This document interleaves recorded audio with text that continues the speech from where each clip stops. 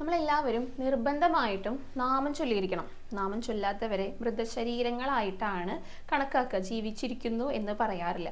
അത് മനസ്സിലാക്കി തരുന്ന ഒരു കഥ പറയാട്ടോ. നാരദരുടെയും ഹനുമാന്റെയും ഒരു കഥയാണ്. ഇവർ രണ്ടുപേരും കണ്ടുമുട്ടിയ സമയത്ത് നാരദരെ ഹനുമാന്റെ അടുത്ത് പറഞ്ഞു, അങ്ങേ എനിക്ക് വലിയ ഭക്തനായിട്ടൊന്നും തോന്നുന്നില്ലല്ലോ എന്ന് ചോദിച്ചു. അപ്പോൾ ഹനുമാൻ ചോദിച്ചു, എന്താ നാരദരെ അങ്ങനെ പറഞ്ഞതെന്ന്. അപ്പോൾ നാരദർ പറയാണ്, വേദങ്ങൾ അനുസരിച്ചിട്ട് 6 തരത്തിലുള്ള ആക്രമികളാണുള്ളത്. മറ്റുള്ളവരെ, വീടിന് തീരുന്നവരെ ആക്രമികൾ എന്നാണ് വിളിക്കുക എന്ന് പറഞ്ഞു. അപ്പോൾ ഹനുമാൻ ഒന്ന് സംശയിച്ച് നോക്കിയപ്പോൾ നാരദരെ തുടർന്ന് പറഞ്ഞുകൊണ്ടിരിക്കുകയാണ് കേട്ടോ. അതായത് അങ്ങ് ലങ്കയിലേക്ക് സീതാമാതാവിനെ രക്ഷിക്കാൻ പോയ സമയത്ത് അവിടെയുള്ള രാക്ഷസന്മാരുടെ കൊട്ടാരമൊക്കെ തീയിട്ടല്ലോ, അതുകൊണ്ട് പിന്നെ ഞാൻ എങ്ങനെയാണ് അങ്ങയെ ഒരു ഭക്തൻ എന്ന് വിളിക്കുക എന്ന് ചോദിച്ചു. അപ്പോഴാണ് ഹനുമാൻ മനസ്സിലായത് നാരദർ എന്താണ് ഉദ്ദേശിക്കുന്നത് എന്നുള്ളത്. അപ്പോൾ ഹനുമാൻ പറഞ്ഞു കൊടുക്കുകയാണ്, മഹർഷി, ഒരു തികഞ്ഞ രാമഭക്തൻ എപ്രകാരം ആയിരിക്കണം എന്നാണ് പറയണത്. അതായത് അവകാശപ്പെടാൻ ആരുമില്ലാത്ത മൃതദേഹങ്ങളെ കണ്ടു കഴിഞ്ഞാൽ അവരെ വേണ്ട വിധം സംസ്കരിക്കുക, അതായത് വേണ്ട കർമ്മങ്ങളൊക്കെ ചെയ്തുകൊണ്ട് അവരെ സംസ്കരിക്കുക. അപ്പോൾ സംസ്കരിക്കാനുള്ള ഏറ്റവും നല്ല മാർഗം, ഏറ്റവും മികച്ച മാർഗം എന്ന് പറയുന്നത് അഗ്നിക്കിരയാക്കലാണ്.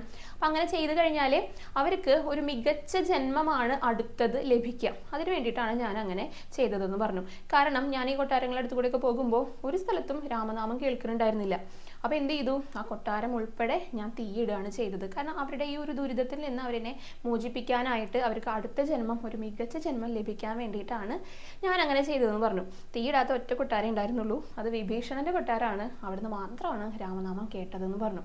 പിന്നെ ഞാൻ കുറച്ചും കൂടി അങ്ങോട്ട് പോയ സമയത്ത് നല്ല ഉറക്കെ ഭയാനകമായിട്ടുള്ള ഒരു അലർച്ചയും കൂടെ ഉണ്ടാക്കി. അപ്പോൾ അത് കേട്ടിട്ട് ബാക്കിയുള്ള രാക്ഷസന്മാരൊക്കെ പേടിച്ചു പോയി.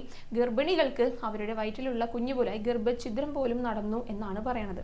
അതായത് അടുത്ത ഒരു രാക്ഷസ തലമുറ ഉണ്ടാകില്ല എന്ന് ഉറപ്പുവരുത്തിയിട്ടാണ് ഞാൻ അവിടെ നിന്ന് ഇങ്ങോട്ട് പോകുന്നതെന്ന് പറഞ്ഞു. അത് കേട്ടപ്പോൾ നാരദർക്ക് തൃപ്തിയായി. താങ്കൾ തന്നെയാണ് യഥാർത്ഥ ഒരു ഭക്തൻ എന്ന് പറയുകയും ചെയ്തു. കാരണം ഹനുമാൻ ഉദ്ദേശിച്ചത് എന്താണ്, രാമനാമം ചൊല്ലണം, ചൊല്ലാത്തവരെ മൃതദേഹങ്ങളായിട്ട് കണക്കാക്കും എന്നാണ് പറയണത്. നമ്മുടെ അടുത്ത് തന്നെ പറയണത് ഇതേ കാര്യം തന്നെ ഭാഗവതത്തിലും പറയുന്നുണ്ട്. അതായത് ഭഗവാന്റെ നാമങ്ങൾ കേൾക്കാത്ത കാതുകൾ, ചെവി എന്ന് പറയണത് ഒരു മരപ്പൊത്ത് പോലെയാണെന്ന്. അതിന് പ്രത്യേകിച്ച് ഉപയോഗമൊന്നുമില്ല. നാമം ചൊല്ലാത്ത നാവ് എന്ന് പറയുന്നത് തവളയുടെ നാവ് പോലെയാണ്. ഭക്ഷണം കഴിക്കാൻ വേണ്ടി മാത്രമേ ഇത് വായ തുറക്കാറുള്ളൂ. അതേപോലെ തന്നെ സജ്ജനങ്ങൾ കയറാത്ത വീട് എന്തുപോലെയാണെന്നാണ് പറയുന്നത്, ക്രൂരമായിട്ടുള്ള മൃഗങ്ങൾ താമസിക്കുന്ന ഗുഹ പോലെയാണെന്നാണ് പറയുന്നത്. ഭഗവാനെ കാണാത്ത, ഭഗവാന്റെ ക്ഷേത്രങ്ങൾ സന്ദർശിക്കാത്ത, അതായത് ഭഗവാനെ തിരിച്ചറിയാത്ത, കാണാത്ത കണ്ണുകൾ മയിൽപ്പീലി കണ്ണാണെന്നാണ് പറയുന്നത്. അതിനെ കാണാൻ സാധിക്കില്ല. അപ്പം എന്താണ് നമ്മൾ ചെയ്യേണ്ടത്, ഭഗവാനെ സ്മരിക്കണം, ഭഗവാനെ എല്ലാ കാര്യത്തിലും ഭഗവാനെ കാണാനായിട്ട് സാധിക്കണം. എപ്പോഴും നാമം ചൊല്ലണം. നാമം ചൊല്ലുന്നതിൻ്റെ പ്രാധാന്യത്തെക്കുറിച്ചാണ് ഈ ഒരു കഥ പറയുന്നത്.